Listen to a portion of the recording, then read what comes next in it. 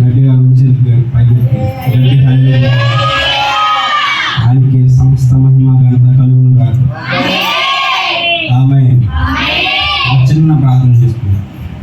మహోన్నతుడా, అధిపతిగా, గొప్ప రాజా, నీకే మహిమ, నీకే ఘనత, నీకే ప్రభావం చెల్లిస్తున్నామయ్యా. కేవలం ఇది నీ కృప మాత్రమే, ఇది కేవలం నీ కృప మాత్రమే, వేరేది ఏమీ లేదు నాయన. మా బలము కాదు, మా శక్తి కాదు, మా జ్ఞానము కాదు. ఇలాగా అక్కడ మేమందరూ కూడి ఉన్నందుకు ఇది కేవలం నీ కృప. మా ఇందు దయ ప్రభువ, మా పట్ల నేను చూపిస్తున్న ప్రేమనైనా మరి వేరే ఏమీ లేదు. ఇదిగో తండ్రి, ఇక్కడ మేము నిలబెట్టినందుకు వందనాలు. ఎవడెక్కడ నిలబడాలో, ఎక్కడ ఎవరు మాట్లాడాలో మీకు తెలిసిన వాడు, ఎరిగిన వాడు. పెంటగొప్పట్లో మమ్మల్ని లేవనెత్తి అనేకులు ఆశీర్వాదకరంగా మమ్మల్ని దీవించినందుకు వందనాలు. ఇదిగో తండ్రి, మీ మాటలు కొన్ని నా సంఘానికి నేను చెప్తున్నప్పుడు ప్రభా, నా సంఘాన్ని జ్ఞాపకం చేసుకోండి, నా నోటిని మీరు జ్ఞాపకం చేసుకోండి, నా మనసును మీరు జ్ఞాపకం చేసుకోండి. నా నోటిని ప్రభాని కంట్రోల్లో పెట్టండి, ఇక్కడ వాతావరణం కంట్రోల్లో పెట్టండి, సౌండ్ కంట్రోల్లో పెట్టండి, ఇక ప్రతి దానికి మీరు కంట్రోల్లో పెట్టండి. నీ నామంకి ఎటువంటి ఆటంకం రాకూడదు. నేను కంచు పరిశుద్ధాత్మ మాకు సహాయం చేయండి, పరిశుద్ధాత్మ మాకు సహాయం చేయండి. ఇదిగో మేమందరూ కలిసి నజరేయుడైన యేసు నామమును హెచ్చించాలి, నజరేయుడైన యేసు నామమును ఘనపరచాలి. నన్ను వాడుకోండి, నన్ను వాడుకోండి. ఈ గాడిద మీరు వాడుకోండి. గొప్ప కార్యాలు ఈరోజు మేము చూచున్నాక, ఆశ్చర్యకార్యాలు ఈరోజు మేము చూచున్నాక. తండ్రి, ఈ వర్తమానం చెప్తున్న ప్రభా, ఈ వర్తమానం పట్టుకొని మా జీవితాలు మార్చబడను కాక. అద్భుతంగా పరిశుద్ధాత్మ మా అందరితో మీరు మాట్లాడాలి. మీరు మాత్రం మహిమ ఘనత పొందుకోమని అతను వేస్తున్నామని అడిగి పొందుకున్నాం పరమతండ్రి. ఆమేన్, ఆమేన్. అందరికీ దేవుని నామములో మీ అందరికీ వందనాలండి. అందరు బాగున్నారండి? అందరు బాగున్నారా? దేవుడి నామంలో మేము అందరూ బాగున్నారు అని చెప్పిన వారికి హల్లెలూయా చెప్దామా? హల్లెలూయా. ఈరోజు మిమ్మల్ని ఎక్కువ బైబిల్ తీసి ఇసికించను, పైన మాటలే, కానీ దేవుడు మనతో గొప్పగా మాట్లాడను కాక. నేను మాట్లాడకూడదు, ఇక్కడ నేను మాట్లాడలేదు. ఇక్కడ ఎవరు నుంచున్నా వాళ్ళెవరు మాట్లాడరు. ఇక్కడ నుంచొని పరిశుద్ధ ఆత్మే మనందరితో మాట్లాడుతుంది. ఇక్కడ నన్ను చూడొద్దు, దీన్ని మాత్రమే చూడండి, దీన్ని మాత్రమే చూడండి. అప్పుడే మన జీవితాల్లో గొప్ప కార్యాలు జరుగుతాయి. నన్ను బట్టి ఏం కాదు, ఇక్కడ నిలబడి మైక్ పట్టుకోవాలంటేనే అర్హత లేదు మనకి. ఇక్కడ ఎవరైనా మిమ్మల్ని లేచి ఇక్కడ వాకింగ్ చెప్పాలంటేనే అవ్వదు మీకు. ఇక్కడ నిలబడాలంటే ధైర్యం ఉండాలి. ఇక్కడ నిలబడాలంటే దేవుడు ఎన్నుకోవాలి. అంతమందిలో దావీదును ఒక్కడే దేవుడు ఎన్నుకున్నాడు. ఆ యుద్ధంలో ఇంతమందిలో మమ్మల్ని మాత్రం ఎన్నుకున్నాడు. గట్టిగా హల్లెలూయా చెప్దామా? హల్లెలూయా చెప్దామా? హల్లెలూయా. నా మొదటి పాయింట్ పోయినసారి నేను ఏం చెప్పాను మీ అందరికి ఏమైనా గుర్తుందా? యేసయ్య మనసులో అబ్బో అందరికి బాగానే గుర్తుంది. నా వాక్యం అంతా అర్థమవుతుందండి. నా వాక్యం అంతా మీ అందరికీ అర్థమవుతుంది కదండి. ఎక్కడ అర్థం కాకుండా నాశిస్తారని నేను చెప్పుకోవట్లేదు కదా. హల్లెలూయా, హల్లెలూయా. మొదలు 2 కొరింథీ 3వ అధ్యాయం 4వ వచనం 5వ వచనం చదవండి. 2 కొరింథీ 3వ అధ్యాయం 4, 5. క్రీస్తు ద్వారా దేవుని ఎడల మాకిటి నమ్మకం కలదు. మా వలన ఏదైనా అయినట్లుగా ఆలోచించుటకు మా ఎంతట మేమే సమర్థులమని కాదు, మా సామర్థ్యము దేవుని వల్లనే కలిగి ఉన్నది. ఆయనే మమ్మును క్రొత్త నిబంధనకు అనగా అక్షరమునకు కాదు గాని ఆత్మకే పరిచారకుల మగుటకు మాకు సామర్థ్యం కలిగించుచున్నాడు. అక్షరము చంపుడు గాని ఆత్మ జీవింపచేయు. మరణ కారణముకు పరిచర్య రాళ్ళ మీద చెక్కబడిన అక్షరములకు సంబంధించిన మహిమతో కూడిన దాయను. మహిమ ఫిలిప్పీ రాసిన పత్రిక 1వ అధ్యాయం 6వ వచనం. ఫిలిప్పి 1:6.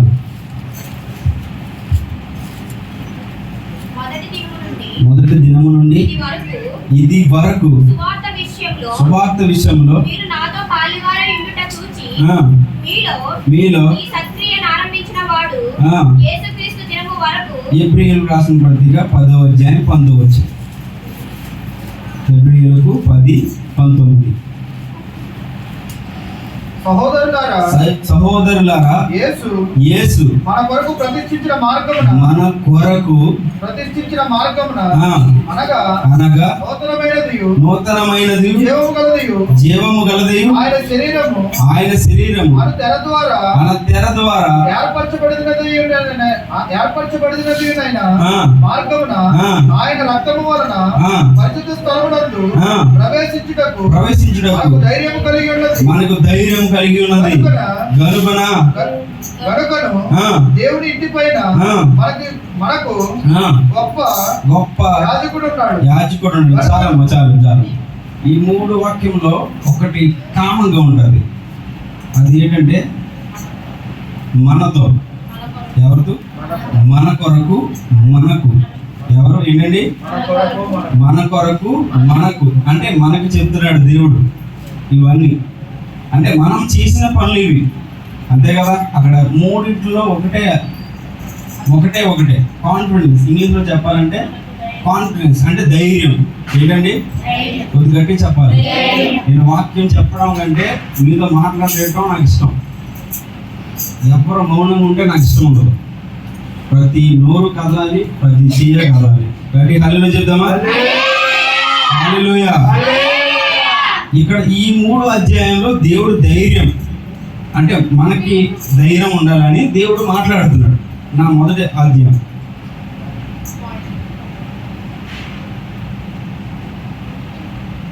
నీకు వెళుతున్న సమస్యలు కొంతకాలం మాత్రమే. నా మొదటి పాయింట్ ఏంటి?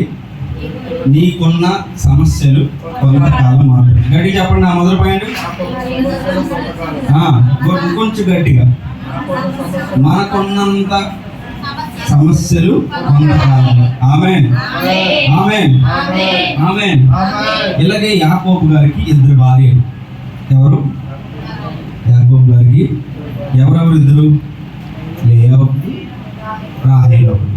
ఫస్ట్ వివాహం చేసుకున్నది ఎవరిని? లేయాని.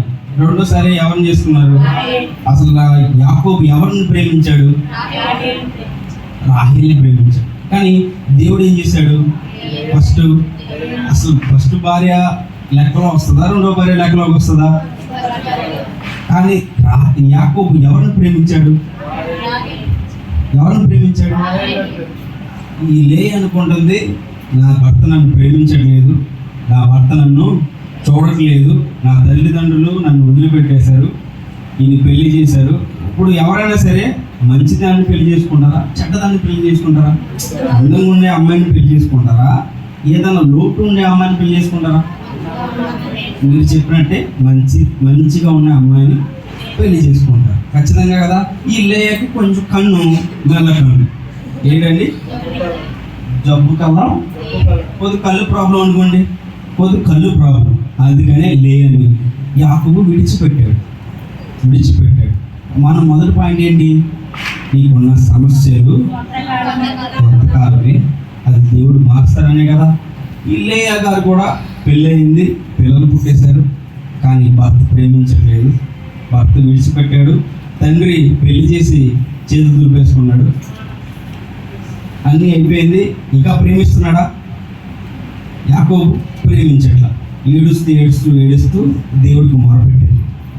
కానీ ఈ చిత్రం ఏంటంటే రాహేలు ఆ సంతత కొంతకాలం ఉంది, యెహోషువతో అంతం అయిపోయింది. లోతు సంతత యేసుప్రభు వచ్చాడు. ఆయన ఆ కడుపులో నుంచి వచ్చి యేసుప్రభు మనందరితో మాట్లాడుతున్నాడు. ఇంకా సింహాసనం మీద కూర్చున్నారంటే అది లోతు వాళ్ళే. గట్టిగా చెప్పకూడదా? హల్లెలూయా. లోతు ఎవరైతే ప్రేమించట్లేదో, లోతుని ఎవరిని భర్త ప్రేమిస్తున్నాడా? లేయా భర్త ప్రేమిస్తున్నాడా, యాకోబు ప్రేమిస్తున్నాడా, తన చెల్లి అక్క చెల్లి ప్రేమిస్తుందా, తన అన్నదమ్ములకి ఎవరైనా ఇక్కడ ఉండొచ్చు అక్కడ ఎవరైనా ప్రేమిస్తున్నారా? ఇంకెవ్వరు ప్రేమించట్లే, అన్ని విడిచిపెట్టాడు. కానీ సమస్య కొంతకాలమే. ఎందుకంటే ధైర్యంగా ఉండాలి, ధైర్యంగా ఉండాలి. ఎందుకంటే నమ్మదగిన దేవుడు మన తోడు ఉన్నాడు.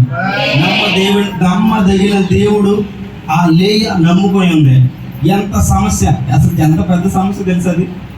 ఎవరు ప్రేమించకపోతే, మనల్ని ఎవరిని పట్టించుకోకపోతే, మనల్ని ఎవరు పట్టించుకోకుండా మనల్ని అడిగి ఉన్నావా తిన్నావా అని అడిగేవాడు ఎవరు లేకపోతే ఎంత నరకంగా ఉంటుందో తెలుసా? అది పిల్లలు పుట్టి ఇంకో భార్యను ఇంకో పక్కన ప్రేమిస్తూ ఈ భార్యను వదిలేస్తే ఎంత దారుణమైన జీవితం ఉంటుందో తెలుసా? ఆయన దేవుడు విడిచిపెట్టాడా?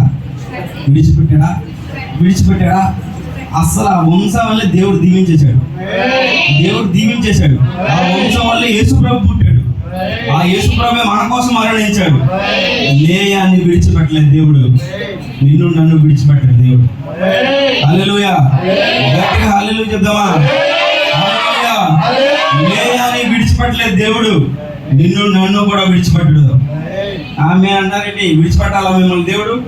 విడిచిపెట్టాలా దేవుడు? గట్టిగా ఆమెను చెప్పండి. మన జీవితంలో కార్యాలు జరగాలంటే నువ్వు నోరు తెరవాలి. ఎరుకో గోడ దగ్గరికి వెళ్ళి ఆమె అంటే పని అవ్వదు. దేవుడిని స్తుతించాలి. నీ నోరు ఇచ్చితే దేవుడు స్తుతించండి. నువ్వు నీతో అసలు లెక్కే లేదు, దేవుడికి నీతో లెక్కే లేదు. ఇలా చిటికేస్తే వేరే సైన్యం వస్తారు, రాళ్ళు కేకలేస్తాయి, గాడిది కూడా మాట్లాడుతుంది. కానీ దేవుడు నీకెందుకు నోరించాడు తెలుసా? ఆయన స్తుతించండి. గట్టిగా ఎప్పుడైతే ఆయన ఆరాధించి ఆయన అడుగుతావో అప్పుడు నీ దీవెనకరంగా ఉంటుంది. ఎందుకు మన జీవితంలో ఇంకా ఇక్కడే ఉన్నావంటే నువ్వు స్తుతించట్లా, ఆయన్ని నువ్వు ఆరాధించట్లా. అందుకే నీ జీవితం మన జీవితం ఎలా ఉంటుంది? నా మొదటి పాయింట్, ఏ సమస్య అయినా కొంతకాలమే. ఇది మనకున్న దమ్మున్నమాట. ఎవడన్నా చెప్పగలరా ఈ జబ్బు ఎంతకాలమే? ఎవడన్నా చెప్పగలరా ఈ సమస్య ఎంతకాలం అని చెప్పగలరా? ఎవరు చెప్పగలరా తెలుసా? నమ్మదగిన వాడు మనతో ఉన్నాడు కాబట్టి, నమ్మదగిన వాడు మన చెయ్యి పట్టుకున్నాడు కాబట్టి వాళ్ళు మాత్రం చెప్పగలరు. ఇప్పుడు చెప్పండి మనతో ఎవరున్నారు? ఎవరు మన తోడు ఉన్నాడు? నమ్మదగిన దేవుడు. ఎవరు మన తోడు ఉన్నాడు? నమ్మదగిన దేవుడు. ఎవరు మన తోడు ఉన్నాడు? హల్లెలూయా.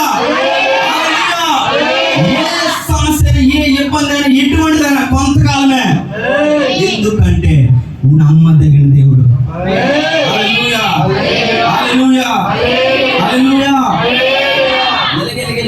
సౌలు దావీదును మొత్తం పంపించాడు, పిచ్చోడుగా చేస్తాడు దావీదుని.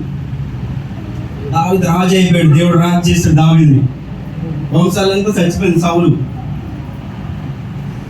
చనిపోయినప్పుడు యోనతాను దావీదుకి చాలా గొప్ప కార్యాలు చేశాడు. ఆ కార్యాన్ని దావీదు విడిచిపెట్టగా, అరే అలా సైన్యాన్ని పిలిచి, నా స్నేహితుడు నాకు ఎంతో గొప్ప త్యాగం చేశాడురా, నా కోసం ప్రాణం ఇచ్చాడు, వాళ్ళ పిల్లలు కానీ వాళ్ళకి ఎవరైనా ఉండే కానీ వాళ్ళు వెళ్ళి తీసుకెళ్ళరా అని దావీదు సైన్యాన్ని పంపించినప్పుడు వెళ్ళినప్పుడు యోనాతాను కుమారుడు ఉన్నాడు. అందరు చనిపోయాడు, అందరికంటే ఒకడే మిగిలాడు. అందరూ చంపేశారు ఆయన్ని. ఒక కుమారుడు, యోనాతాను కుమారుడు ఉన్నాడు. ఆయన పేరు మెషీబోషత్. ఏం పేరండి? మెషీబోషత్. ఆయన 2 కాళ్ళు పనిచేయి. చిన్నప్పటి నుంచి పడిపోయినప్పటి నుంచి 2 కాళ్ళు పనిచేయమని గప్ప పంపించాడు కదా దావీదు రాజు. తీసుకురామని వెళ్ళినప్పుడు ఎప్పుడో నుంచి పాడైపోయిన స్థలంలో, ఎండిపోయి గడ్డి మొలమనే స్థలంలో ఎప్పటి నుంచో అలా పడిపోయి ఉన్నాడు. పడిపోయినప్పుడు దావీదు పంపించినప్పుడు అన్నాడు, రాజుగారు నిన్ను రమ్మన్నారు, దావీదు మహారాజు గారు నిన్ను రమ్మన్నా, నేను తీసుకురామన్నా అంటే అర్థమవుతుంది కదా, నన్ను చంపడానికి పిలుస్తున్నాడేమో. నేను రానండి, నాకు భయం, నాకు దడగా ఉంది, నేను రాను అంటే ఖచ్చితంగా తీసుకురామన్నాడు రాజుగారు అని చెప్పి రాజుగారి దగ్గరికి తీసుకొస్తారు. ఈ మెఫీబోషత్ అనే అతన్ని తీసుకొచ్చాడు. అక్కడ ఉంచున్నాడు. అక్కడ రాయబడలేదు కానీ నాకు ఇచ్చిన ప్రేరేపణ బట్టి నా సొంత మాటలు చెప్తున్నా. ఆడు కూర్చుంటాడు, దావీదు గారు చూసుంటాడు, నువ్వు ఎవరు అబ్బాయి అంటే ఇలా యోనాతాను అబ్బాయి అంటే తాత సౌలే కదా అని ఉంటాడు. అని అన్నప్పుడు అప్పుడు దావీదు అని ఉంటాడు, నేను అనుకుంటున్నాను మీ తాత నన్ను చుక్కలు చూపించారా, నన్ను చంపడానికి చూశాడు మీ తాత, నన్ను నాశనం చేయడానికి చూశాడు మీ తాత, మా కుటుంబాన్ని లేకుండా చూశాడు మీ తాత, ఇప్పుడు నేను చంపేస్తాను రా అని అనాలి కదా. అనాలి కదా. ఇప్పుడు వాళ్ళ తాతే కదా ఇతన్ని దావీదు గారిని చుక్కలు చూపించాడు, పిచ్చోడికి చేశాడు, చంపాలనుకుని పరుడు ఇచ్చాడు. దావీదు అలా చేశాడా? యోనాతాను నమ్మదగిన వాడిని నమ్ముకున్నాడు కదా. దావీదు కూడా నమ్మదగిన వాడిని నమ్ముకున్నాడు కదా. గబగబా తీసుకొని లోపలికి వెళ్ళి మంచి ఆహారం పెట్టించి దావీదు మంచి మాట్లాడాడు. ఏడుచుకుంటూ వెళ్ళిపోతానంటే నా పిల్లలతో పాటు నేనున్నంతకాలం నా బల్ల యొక్క భోజనము గట్టి చప్పబడచ్చు.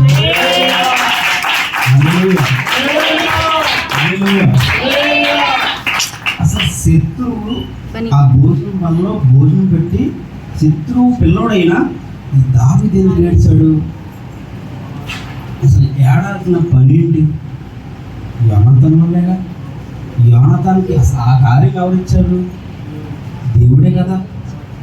ఎంత ప్రాణం ఇచ్చినా సరే శత్రువు అనేది ఉంటుంది కదా, మనసులో ఉంటుంది కదా. నేనున్నంత కాలం నా బల్లలో నా పిల్లలతో కూర్చొని భోజనం చచ్చిపోయిన వరకు ఇక్కడే తింటాం. అసలు ఎంత ఆశీర్వాదం. మనకి ఎంత కష్టం ఉన్నా అది కొంతకాలం, అది కొంతకాలమే. నువ్వు ఎప్పుడైతే ఇది నమ్ముతావో నీ జీవితం గొప్పగా మారుతుంది.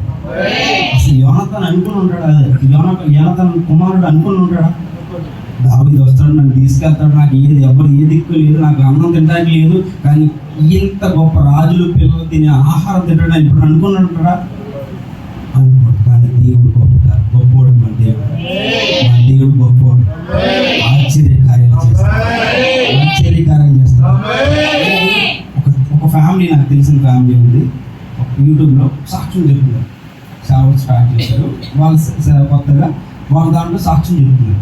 ఇలా భార్య భర్తలు ఉన్నారు. ఆవిడ బాగా చదువుకుంది, జాబ్ చేస్తుంది. జాబ్ చేస్తూ ఒక 5 సంవత్సరాలు గడిచిపోయి భర్త సడన్గా చనిపోయాడు. తనకి 3 పిల్లలు. భర్త చనిపోయాడు, 3 చిన్నపిల్లలు. 3 చిన్నపిల్లలు అయితే అప్పుడు ఏం చేయాలో తెలియదు కదా. పైగా ఎన్నో సంవత్సరాలు అయిపోయింది, మళ్ళీ జాబ్ కట్టడానికి ఆవిడకి సామర్థ్యం లేదు. సర్టిఫికేట్లు ఉన్నాయి కానీ వెళ్ళి జాబ్ చేసి పిల్లలను పోషించి అంత టైం లేదు. పిల్లలు వదిలేసి ఒంటరిగా వెళ్ళి అంత చిన్నపిల్లలు వదలేము కదా, వెళ్ళలేకపోయింది. అలా వెళ్ళినప్పుడు రోజు ప్రార్థన చేసుకుంటుంది. ప్రభా, నా అన్నీ తెలుసు కదా, నువ్వు ఎందుకు మా భర్తను చంపేశావు? నా స్థితులన్నీ తెలుసు కదా. అయ్యో నేను మా ఫస్ట్ నుంచే జాబ్ చేస్తే నా పిల్లల్ని ఇంకా బలంగా పోషించుకునే శక్తి నాకు ఉండేది కదా, నేను ఎందుకు జాబ్ మానేశాను? ప్రభా, నా జీవితంలో ఎందుకు ఇలా కార్యం చేస్తావు, ఎందుకు ఇలా చేస్తావు ప్రభా, నా భర్తను ఎందుకు తీసుకున్నావు అని చెప్పి రోజు ఏడుస్తుంది. రోజు బాగా ఏడుస్తుంది. పిల్లలకి సరైన ఆహారం కూడా పెట్టడానికి సోమత లేదు. ఇంట్లో యజమాని చనిపోతే ఎవరు ఇంటికి రారు, ఎవరు పలకరించరు, ఎవరు పట్టించుకోరు. మహా అయితే ఆ ఫంక్షన్ రోజు పట్టించుకుంటారు, తర్వాత ఎవరి గోళ వాళ్ళదే, ఎవరి కుటుంబం వాళ్ళదే. అలాగే అయిపోయింది ఈ కుటుంబం పరిస్థితి. అయిపోయింది. ఆవిడ సాక్ష్యం చెప్పి ఈ మాటలన్నీ చెప్తుంది. బాగా ఏడుస్తూ చెప్తుంది. కొంతకాలం ఏడుస్తూ ప్రభుత్వం మాట్లాడి తెల్లవారుజామున ప్రార్థన చేసుకుని తెలిసిన తర్వాత ఇప్పుడు ఒక 10-15 సంవత్సరాల క్రితం చదువుకున్న తన ఫ్రెండ్ ఫోన్ చేసినప్పుడు ఫోన్ ఎత్తి, అమ్మ ఎలా ఉన్నావు అని అడిగితే, బాగానే ఉన్నానమ్మా, మీ ఆయన మీ పిల్లలు బాగున్నారా అంటే బాగున్నారా అని. ఆవిడ ఈవిడ అడుగుతుంది, మీ ఆయన పిల్లలు బాగున్నారా అంటే మా పిల్లలు బాగున్నారు, మా ఆయన చనిపోయారు. గబగబా ఏడుస్తున్నప్పుడు సరే దేవుడు నాకు ఎందుకు ప్రేరేపించాడో తెలియదు, నేను నీకు ఎందుకు ఫోన్ ఇస్తానో నాకు తెలియదు, కానీ నేను ఒక బిజినెస్ స్టార్ట్ చేస్తున్నా, దాంట్లో నువ్వు పార్ట్నర్గా ఉంటావా అని. ఉంటారు కదా, ఉంటాను. అయ్యో దాన్ని సంతోషపడిపోయి ఫోన్ పెట్టి ప్రార్థన చేసుకొని, ప్రభా నాకు ఇచ్చినందుకు అని చెప్పిన తర్వాత అలా కూర్చుంది. తర్వాత పార్ట్నర్ డబ్బులు కావాలి కదా, నా దగ్గర డబ్బులు లేవు కదా, నా స్నేహితులు ఏమనుకుంటుందో నేను ఉండను అని చెప్పేద్దామని ఫోన్ చేసింది. ఫోన్ చేసినప్పుడు తన స్నేహితురాలది, నేను డబ్బు కోసం కాదు, నేను ఒక ఆడపిల్లని, నువ్వు కూడా నాకు తోడుగా ఉండాలని చెప్పింది. దాని తర్వాత పలానా ప్లేసు పలానా టైం చెప్పింది. ఈవిడ గబగబా అక్కడికి వెళ్ళింది. ఈవిడ ప్రణాళిక ద్వారా ఈవిడ చదువుకుంది కదా, ఈవిడ ద్వారా బిజినెస్ 100 అవ్వాల్సింది 1000 అవుతుంది. 1000 అవ్వాల్సింది ఒక్క నెలలో సంపాదించాల్సింది వారంలో సంపాదించట్లేదు. అప్పుడు ఎవరైతే విడిచిపెట్టారో వాళ్ళందరూ వచ్చేసారు. స్కూల్ మానేసిన పిల్లలు 3 స్కూల్లో జాయిన్ చేసింది. ఈవిడికి ఉద్యోగం లేనిది, ఈవిడ ఒక కంపెనీకి ఓనర్ అయింది. ఈ సమస్య అయినా కొంతకాలం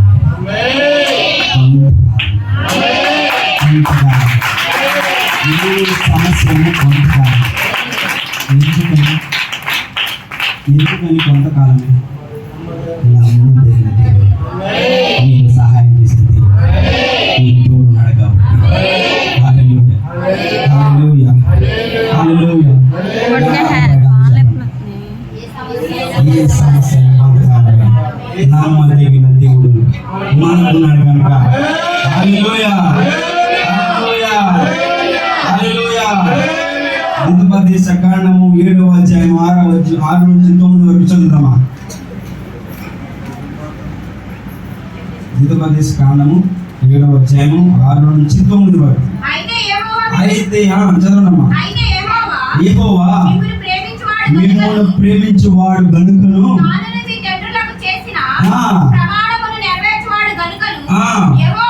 యెహోవా బహు బలము చేత మిమ్మల్ని రప్పించి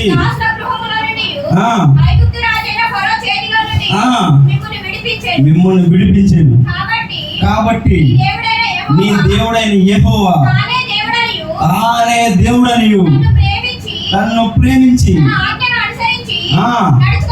నడుచుకున్న వారికి తన నిబంధనలు స్థిరపరచువాడును.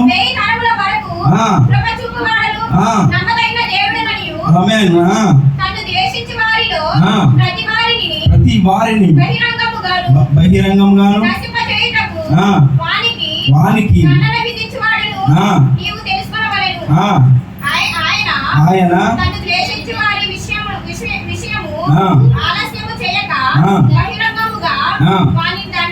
దండన విధించును. కాబట్టి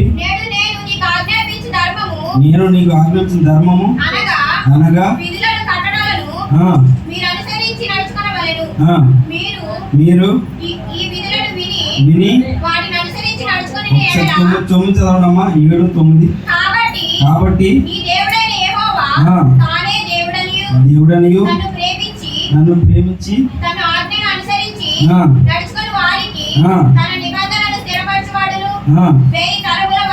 ఈ తరముల వరకు కృప చూపువాడను, నమ్మదగిన దేవుడనియు. చాలమ్మా. అక్కడ మనం ప్రేమించి దేవుడు మిమ్మల్ని బట్టే కాదు, నేను మిమ్మల్ని ప్రేమిస్తాను కాబట్టే, మీ బలం చేత కాదు, మీ శక్తి చేత కాదు, మీ బట్టి కాదు. మీలాంటి వాళ్ళు చాలా మంది భూమి మీద ఇంకా ఉన్నారు. అందుకనే కాదు ఆయన మీ పితరులకి నేను ఇచ్చిన మాట చెప్పును మాత్రమే నిబంధనని ఇచ్చాను మీ పితరులకి. దాన్ని బట్టే నేను నమ్మదగిన దేవుడని మీరు తెలుసుకోవాలని ఈ ఐగుప్తుల నుంచి మిమ్మల్ని రక్షిస్తున్నానని చెప్పాడు. అర్థమవుతుంది ఇక్కడ, విడిపిస్తానని చెప్తున్నాడు. ఇలాగే అబ్రహాము ఒక్కడే వచ్చాడు, అంతా విడిచిపెట్టాడు, సారాయం పట్టుకున్నాడు, అంతా విడిచిపెట్టి వెళ్తున్నాడు. అబ్రహాం చనిపోయాడు, ఇస్సాకు చనిపోయాడు, ఆయన తర్వాత యాకోబు, ఇలా అందరూ చనిపోయాడు. చనిపోయిన తర్వాత ఇశ్రాయేలు ప్రజలు ఉన్నారు, అంతే కదా. అబ్రహాం తర్వాత ఇస్సాకు తర్వాత యాకోబు తర్వాత ఈసాకు తర్వాత అలా మోషే వచ్చాడు దేవుడు. ఇప్పుడు ఆజ్ఞించాడు దేవుడు అబ్రహాం ఉన్నప్పుడు ఇచ్చాడు. ఎప్పుడు? అబ్రహాం నుంచి ఇశ్రాయేలు ప్రజలు ఎన్ని సంవత్సరాలు అయింది? 430 సంవత్సరాలు. 430 సంవత్సరాల తర్వాత దేవుడు ఇచ్చిన ఆజ్ఞ నెరవేర్చారు. ఐగుప్తులో వెళ్ళారు. ఐగుప్తు ప్రజలందరూ బానిసత్వంలో ఉన్నప్పుడు బానిసత్వం నుంచి విడిపించాడు దేవుడు. మోషే నిలబెట్టాడు. మోషేని నీరసంగా మార్చాడు. నీళ్ళు లేకపోతే నీళ్ళు ఇచ్చాడు. ఆహారం లేకపోతే ఆహారం ఇచ్చాడు. అన్నీ ఇచ్చాడు. ఎందుకు ఇచ్చాడు? మాట ఇచ్చాడు కాబట్టి. ఎందుకని? ఆయన నమ్మదగిన దేవుడు అని తెలుసుకోవాలని ఇచ్చాడు. ఏంటంటే ఇందాక మనం ఏమని తెలుసుకున్నాం? నమ్మదగిన దేవుడు మనతో ఉన్నాడు. ఆమేన్. ఇందాక చెప్పాలి, గట్టిగా చెప్పాలి ఏదైనా సరే. మన దేవుడు నమ్మదగిన దేవుడు. ఆమేన్, ఆమేన్. అబ్రహాము వెళ్తున్నప్పుడు అబ్రహాము అన్ని ఏమి కోల్పోయి అన్ని విడిచిపెట్టి దేవుడి కోసమే, దేవుడు ఎక్కడ చెప్తే అక్కడికి వెళ్తానికి రెడీ అయిపోయి అబ్రహాము వెళుతున్నప్పుడు చాలా సమస్యలు వచ్చినాయి. అన్నీ అయిపోయాయి. అబ్రహాము ఒక్కడే అయిపోయాడు. ఈ లోపు లోతు గారు వచ్చారు. ఎవరు? లోతు. అబ్రహాం కొట్టుకున్నాడు. అంతా అయిపోయిన తర్వాత లోతు అన్ని తీసుకెళ్ళినప్పుడు అబ్రహాం దగ్గర ఏమీ లేదు. ఏమన్నా ఏం లేదు. కానీ దేవుడు నమ్మదగిన దేవుడు. అబ్రహాంకు ఒక మాట సెలవించాడు. ఏ మాట సెలవించాడు? నువ్వు అడుగు పెట్టే స్థానం ఉందా? నీ పిల్లలు ఇసుక రేణు వలె ఇస్తాడు అని 2 ఆజ్ఞలు ఇచ్చి విశ్వాసులకు ఇప్పుడు ఆ ఆజ్ఞ నెరవేర్చున్నాయా లేవా? ఉన్నాయా లేవా? ఆయన మాటలో శక్తి ఉంది. ఆయన మాటలో ప్రభావం ఉంది. ఆయన మాట ఇచ్చాడంటే దాన్ని ఆపేందుకు ప్రపంచం లేదు.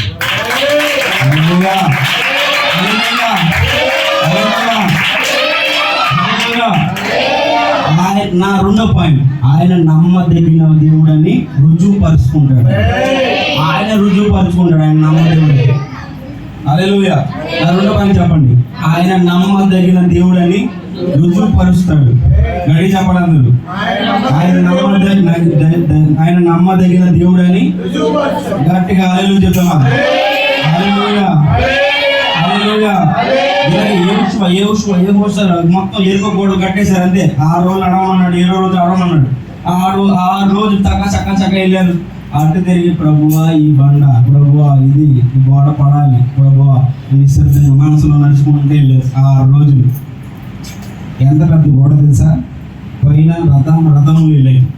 అంటే అందరూ అంటే బైబిల్ చూడ అంతా అర్థమయ్యేలా చెప్పాలంటే నా సొంత మాటలో అంత రోడ్డు అంత గోడను పడగొట్టేది మనుషుల్లో ద్వారా అవుతుందా? పోనీ ఈ గోడ దగ్గరికి వెళ్ళి మనందరం నుంచొని ఈ గోడ దగ్గర పరుడు గాక అంటే పడుతుందా? చిన్న గోడ, పెట్ట గోడ, ఒక జగన్ ఉండదు. జగన్ కూడా ఉండదేమో. ఒక అడుగు ఉండదా? ఒక ఇటుక రాయి, ఒక పేర్చి ఇక్కడ నుంచి మన అందరం యేసునామములో పరుడు గాక అంటే ఈ గోడ పడుతుందా? పడదు. కానీ అంత పెద్ద గోడ ఎలా పడింది అంటారు అసలు? నేను చాలాసేపు ఆలోచించాను. ఒక కేకలో ఆ గోడ, ఒక బోరలో ఒక బోర ఓదగానే అంత గోడ ఎంత ముక్కలు అలా అయిపోయింది. పైగా 6 రోజులు నిశ్శబ్దంగా తెలియదు. ప్రభువా నువ్వే చూసుకో. 7 రోజులు ఒక బోర ఊదాడు. ఏమైంది? అసలు కార్యం అక్కడ ఎవరు చేశారు? పోనీ ఏసే చేశాడు అనుకోండి. ఇప్పుడు నేను వచ్చి నించోని మైక్ పట్టుకున్నాను కదా, అందరు లేచి గోడ దగ్గరికి వెళ్ళి మీ పొద్దున్న ఆదివారం ఇక్కడికి వచ్చి అరవండి, అది పడిపోద్ది అంటే మీరు నమ్ముతారా?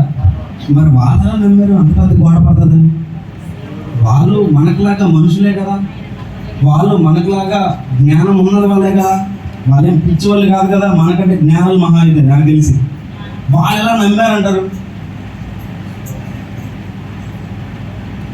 వాళ్ళ మనసులో ఒకటే ఉంది, ఆకాశాన్ని మాట్లాడించగలడు, భూమిని పుట్టించిన వాడు, ఆయన మాట చెప్పున ప్రపంచాన్ని కలిగి చేసిన వాడు,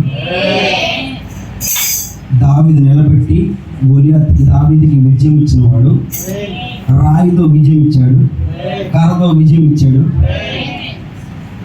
చిన్న పుల్లతో నీళ్ళని తీగా మార్చాడు.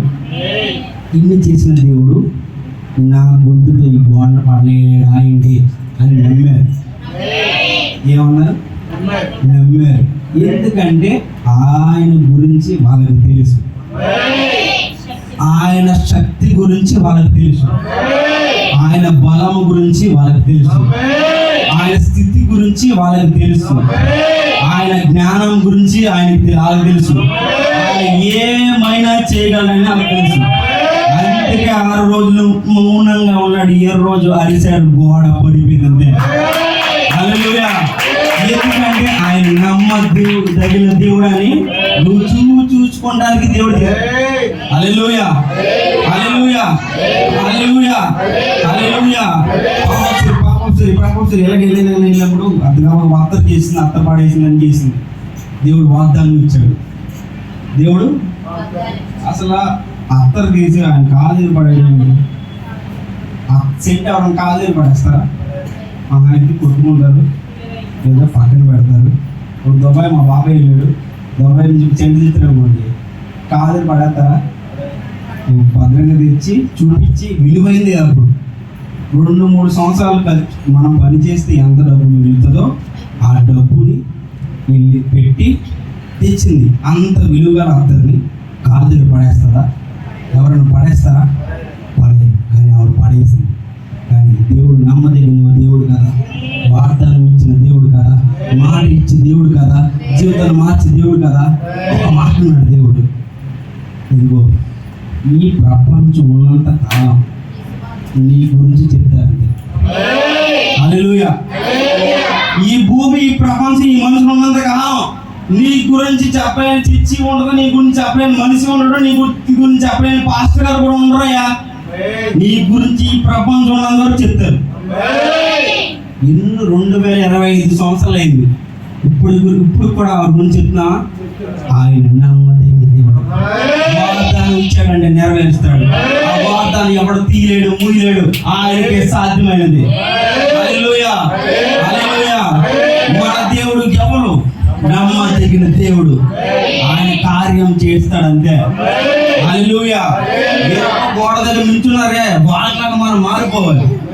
ఆయన శక్తిని మనం తెలుసుకోవాలి, ఆయన బలాన్ని మనం తెలుసుకోవాలి, యేసు ప్రభు శక్తి మహిమ అంతా మనకు తెలుసుకోవాలి, ఆయన సామర్థ్యం మనం తెలుసుకోవాలి.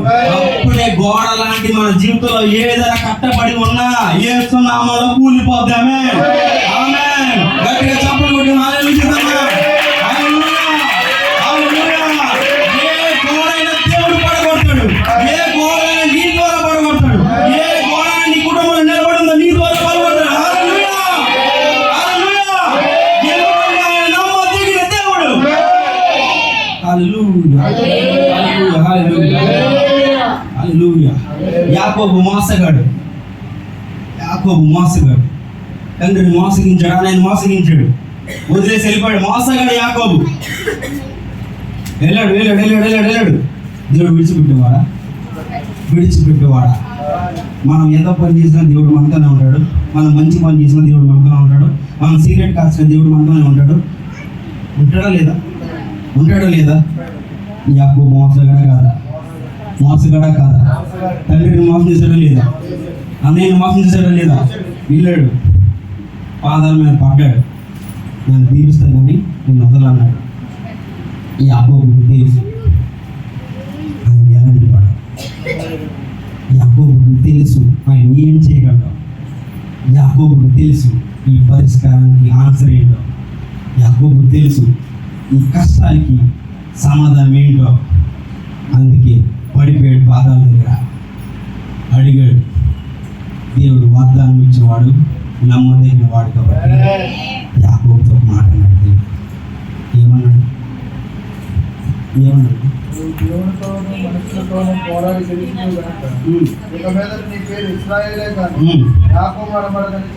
ఇశ్రాయేల్ అని చెప్పి నేను నీతో చెప్పినది నెరవేర్చు వరకు నేను విడువనన్నాడు.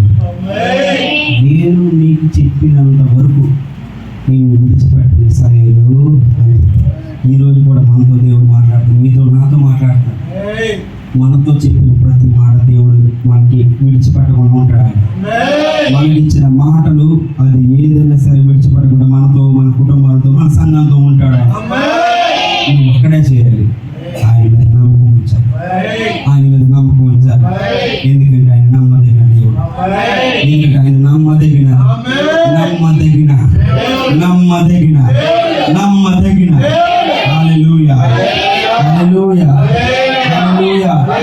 దావీదు కూడా ఇలాగే వాగ్దానం ఇచ్చాడు, నీ కుటుంబం సింహాసనం మీద కూర్చోండి. నీ కుటుంబం ఇప్పటికి కూడా దావీదు కుటుంబమే సింహాసనం మీద కూర్చుంది, సింహాసనం మీద కూర్చుంది. హల్లెలూయా. వాగ్దానం ఇచ్చిన దేవుడు ఖచ్చితంగా నమ్మదగిన దేవుడు, ఖచ్చితంగా నెరవేరుస్తాడు. కొత్త సంవత్సరానికి మనం వెళ్ళబోతున్నాం. ఆ వెళ్ళకు మునిపే మనకన్నీ తారుమారైపోతాయి. ఏమైనా చేయగలడు ఆయన. మతం మొత్తం మార్చేస్తాడు, పరిస్థితులన్నీ మార్చేస్తాడు, మన జీవితాలు తారుమారు చేస్తాడు, ప్రతిదీ మారుస్తాడు. ఇందులో మాట ఇచ్చిన దేవుడు నమ్మదగిన దేవుడు, నమ్మకమైన కార్యాలు చేస్తాడు. ఏ గోడైనా పడేస్తాడు, ఏ గుడి అయినా చీరేస్తాడు, ఏ నదైనా పాల చేస్తాడు, ఏదైనా నీ కోసం చేస్తాడు. ఎందుకంటే ఆయన నమ్మదగిన దేవుడు. ఆయన హల్లెలూయా హల్లెలూయా హల్లెలూయా. నా మొదటి పాయింట్, ఈ శ్రమలు కొంతకాలమే, ఎందుకంటే నమ్మదగిన దేవుడు మనతో ఉన్నాడు. నా రెండో పాయింట్, నమ్మదగిన దేవుడు. అది గట్టి హల్లెలూయా చేద్దామా. ఈ రోజుల్లో ఖచ్చితంగా మనం నమ్మకం ఉంచాలి. నమ్మకం లేకపోతే మనం ఏమి చేయలేం. ఆయన మీద నమ్మకం ఉంటేనే గోడైనా పగులుద్ది, ఆయన నమ్మకం ఉంటేనే సముద్రం పాయవుద్ది, ఆయన మీద నమ్మకం ఉంటేనే మనకున్న అప్పులు పోతాయి, ఆయన మీద నమ్మకం ఉంటే మనలో ఉన్న ఆ బాధ పోతుంది, ఆయన మీద నమ్మకం ఉంటేనే మన కుటుంబాలు కట్టబడతాయి. ఏదైనా చేస్తాడు ఆయన. నువ్వు నమ్మకం ఉంచాలి. నమ్మకం ఉంచితే నువ్వే సీఎం అవుతావు, నమ్మకం ఉంటే నువ్వే పిఎం అవుతావు, నమ్మకం ఉంటే నీ ఏరియా నువ్వే కార్పొరేటర్ అవుతావు, నమ్మకం ఉంటే నీ పట్టణంలో నువ్వు ఎమ్మెల్యే అవుతావు, నమ్మకం ఉంటే నువ్వే గొప్పవాడు అవుతావు, నమ్మకం ఉంటే నువ్వే ధనవంతుడు అవుతావు, నమ్మకం ఉంటే ఈ మందిరంలో గొప్పవాడు నువ్వే అవుతావు, నమ్మకం ఉంటే ఆయన పనిలో నువ్వే గొప్ప ముందుంటావు, నమ్మకం ఉంటే ఆయన కార్యంలో నువ్వే ముందుంటావు, నమ్మకం ఉంటే నీ కుటుంబంలో నువ్వే ముందుంటావు, నమ్మకం ఉంటే నీ ఉద్యోగం నువ్వే ముందుంటావు, నమ్మకం ఉంటే నువ్వు చేసే ప్రతి పనిలో నువ్వే ఉంటావు, నమ్మకం ఉంటే అన్నింటిలో దేవుడిని దీవిస్తాడు. ఎందుకంటే ఆయన నమ్మదగిన దేవుడు. హల్లెలూయా హల్లెలూయా. నమ్మకం ఉంచునంతే. నమ్మకం కొంచెం ఉంచకుండా ఏమీ జరగదు. ఇంకా మన బ్రతుకులు ఎలా ఉన్నాయంటే నువ్వు నమ్మట్లా, నిశ్శబ్దంగా ఉన్నావు, దేవుడితో ఉన్నట్లా, నమ్మకం ఉంచట్లా. నమ్మకం లేకపోతే ఏమి జరగదు. అవునా కాదా? నేను నా మీద నమ్మకం ఉన్న ఉంచకపోతే నాకేమో ఒక 50 లక్షలు మీరు ఇవ్వగలరా? 5 రూపాయలు కూడా ఎవరు మీరు ఎవరు? ఇప్పుడు నేనే ఉన్నాను, మీ మీద నమ్మకం లేదనుకోండి, నేను గబగబా 1 లక్ష రూపాయలు పెట్టి నేను వెళ్ళగలనా? అది మీ అందరూ నాకు నమ్మకస్తులు అనుకోండి, 4 రోజులు పెట్టి నేను ధైర్యంగా వెళ్ళగలనా? ఎందుకంటే అక్కడ నమ్మకం ఉంది. ఈ డబ్బు మీదే ఉన్నప్పుడు నమ్మకం, దేవుడి మీద ఇంకెంత ఉంచాలి మనం? నమ్మకం ఉంచితేనే కదా దేవుడు నీ పట్ల నమ్మకాన్ని చూసి, నీ విశ్వాసాన్ని చూసి దేవుడు కార్యాలు చేస్తాడు. విశ్వాసం చూసి దేవుడు బైబిల్లో ఎన్ని కార్యాలు చేశాడు. గబగబా యేసుప్రభు ఒక పట్టణ అధికారి దగ్గర అక్కడ బాగు చేయడానికి వెళ్తుంటే గబగబా వస్త్రాన్ని పట్టుకుంది ఒక స్త్రీ ఎన్నో సంవత్సరాల నుంచి బాధపడుతుంది, రక్తం 12 సంవత్సరాల నుంచి. ఏమన్నాడు అక్కడ ఆపి, అమ్మా నీ విశ్వాసమే స్వస్థత వచ్చింది. దేవుడు అక్కడ యేసు నామములో నీకు దీవెన నీకున్న దాన్ని పోవుగా అని మళ్ళా. ఇగో పరిశుద్ధాత్మ దేవుడా, పరలోకమందు నా తండ్రి నువ్వు ఇచ్చిన అధికారం బట్టి ఈ బిడ్డని ప్రభా నేను ముట్టుతున్నాను, దీవించు, ఈ రక్తస్రావణం తొలగించు అన్నా. ఒకటే మాట, విశ్వాసమే బాగు చేసినాను. చెప్పకూడదమ్మా. ఈరోజు నా నమ్మకమే మన జీవితంలో గొప్ప కార్యాలు జరుగుతాయి. ఈరోజు నీ నమ్మకమే మన కుటుంబంలో గొప్ప కార్యాలు జరుగుతాయి. ఈరోజు నీ నమ్మకమే మన మందిరంలో గొప్ప కార్యాలు జరుగుతాయి. నీ నా నమ్మకమే మన పిల్లల పట్ల గొప్ప కార్యాలు జరుగుతాయి. నీ నా నమ్మకమే మన వ్యాపారంలో దేవుడు గొప్ప కార్యాలు చేస్తాడు. నీ నా నమ్మకమే ప్రతి దాంట్లో దేవుడు గొప్ప కార్యాలు చేస్తాడు. హల్లెలూయా, హల్లెలూయా. ఈ శ్రమలు, ఈ కష్టాలు, ఈ ఇబ్బందులు అన్ని కొంతకాలమే. ఎందుకంటే నమ్మదగిన దేవుడు మనం పొంది ఉన్నాం. మరో పాయింట్, నమ్మదగిన దేవుడు అని ఎరిగించడానికి, ఆయన చూపించడానికి, రుజువుపరచుకోవడానికి నీకు వాగ్దానం ఇచ్చిన నమ్మదగిన దేవుడు ఆయన. హల్లెలూయా, హల్లెలూయా. అందరూ కళ్ళు మూసుకోండి, ప్రార్థన చేసుకోండి. ఈరోజు అందరూ చెప్పండి, ఈ ప్రభా ఈ రోజు నుంచి నమ్మకంగా నీవు ఉండాలి ప్రభా. నీవు అంతమందిని దీవించావు, నమ్మకం బట్టి నువ్వు నమ్మదగిన దేవుడు. నా కుటుంబంలో ఇది పరిస్థితులు ఉన్నాయి ప్రభా, నువ్వు ఎన్ని తారుమారవ్వాలి ప్రభా, నమ్మకంతో ఉండాలి ప్రభా. ఒకవేళ ఈ రోజు నమ్మకం లేదేమో ప్రభా, ఈ రోజు నుంచి నమ్మకంతో ఉండాలని ఖచ్చితంగా అందరూ ప్రార్థన చేయాలి. ఒక్క 5 నిమిషాలు మీ అందరికి టైం ఇస్తాను. హల్లెలూయా, హల్లెలూయా. ఎవరు మౌనంగా ఉండొద్దు. హల్లెలూయా, హల్లెలూయా, హల్లెలూయా, హల్లెలూయా, హల్లెలూయా. ఎవరు అందరూ ప్రార్థన చేయండి, అందరూ ప్రార్థన చేయండి. మీ అందరి కోసం ఒక్క 5 నిమిషాలు. హల్లెలూయా, హల్లెలూయా, హల్లెలూయా, హల్లెలూయా, హల్లెలూయా, హల్లెలూయా, హల్లెలూయా, హల్లెలూయా, హల్లెలూయా, హల్లెలూయా.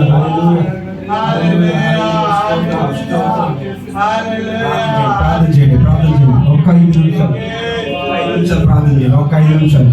నమ్మదగిన దేవ, నమ్మదగిన దేవ, వాగ్దానం ఇచ్చిన దేవ,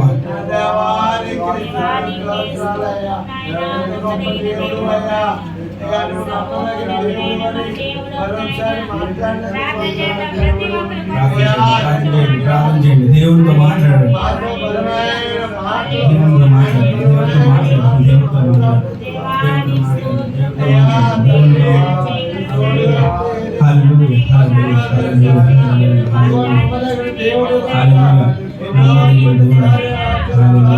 హల్లెలూయా, హల్లెలూయా, హల్లెలూయా. మా కుటుంబాల పట్ల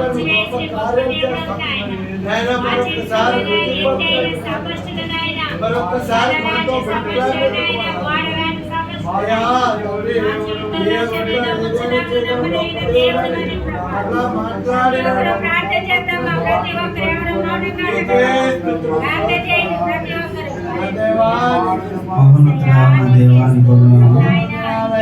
స్తోత్రాలు చెల్లిస్తున్నాను.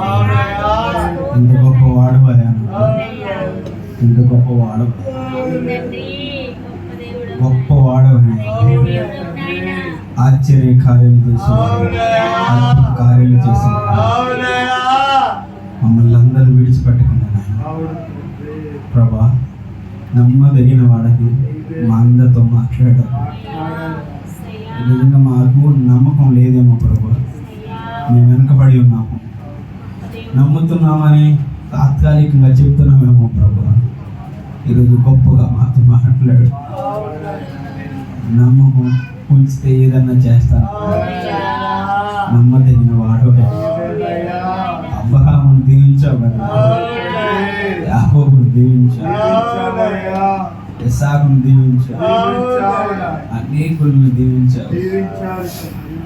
ఇదిగో మేమందరం నమ్మకంతో ఉన్నాము. ఈరోజు ఇంకా నేను నమ్ముతున్నాము. మా కుటుంబంలో అద్భుత కార్యాలు చేయండి.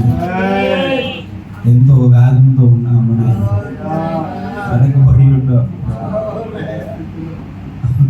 దేని దశలో ప్రభా వెనకబడి ఉన్నాము. నువ్వు సెలవు ఇచ్చి నీ వాగ్దానం ఇచ్చిన వాడవు కదా, ఆ చెయ్యి పైన ఏముంటుంది అన్నావు కదా, ఆ చెయ్యి కింద ఉందని ఆయన అది మార్చండి. వాగ్దానం ఇచ్చిన నువ్వే కదా ప్రభా. అనేకులు దీవెనకరంగా మా కుటుంబాలు దీవించారు. అనేక కుటుంబాలకు మేము భోజనం పెట్టేటట్లు దీవించాము. అనేక కుటుంబాలు మేము పోషించడానికి మా కుటుంబాలందరినీ దీవించండి ప్రభా. మీరు సహాయం చేయండి, మీరు సహాయం చేయండి, సహాయం చేయండి. ఈ మనుషులు నమ్ముకుంటాం వ్యర్థం నాయన, ఈ మనుషులు నమ్ముకుంటాం వ్యర్థం నాయన. పెట్టి తిట్టేవారు నాయన ప్రభా పెట్టివి మమ్మల్ని తిట్టేవారిని నీ ఒక్కడే ప్రేమించు ఆడవు, ఏది చూడకుండా, ఏ అర్హత చూడకుండా, ఏ స్థితి చూడకుండా నిజంగా నీ ఒక్కడే ప్రేమించగలవు. ప్రేమించే దేవుడు నాయన, ఇలా బ్రతికున్నామంటే నీవు ప్రేమ చూపిస్తున్నావయ్యా ప్రభు. నీ కృప పట్టే నాయన, నీ దయ పట్టే నాయన. ఆ కుటుంబాలు ఎలా ఉన్నాయండి నాయన? ఇది కేవలం నీ కృప నాయన, నీ కృప నాయన, నీ కృప నాయన, నీ కృపణ మాత్రమే నాయన, ఇదేమీ లేదు ప్రభు. ఆ కుటుంబాలు ఇంకా దీవించాలి. ఇదిగో ఆ సంఘంలో ఎవరైతే అనారోగ్యంతో ఉన్నారో నాయన, ఇదిగో అనారోగ్యం తొలగించండి ప్రభు. ఎటువంటి శ్రమ అయినా ప్రభు